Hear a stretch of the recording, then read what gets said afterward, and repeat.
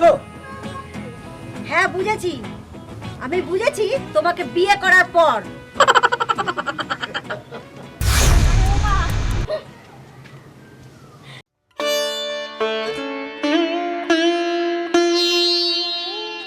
আয় মা, বস বস আমার পাশে একটু বস। না বাবা, এখন বসবো না, চলো নিচে গিয়ে আমরা কথা বলি।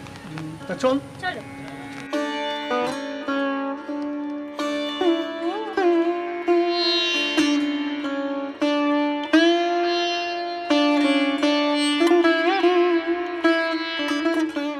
চলো বাবা, বসো, এখানে বসো, বসো।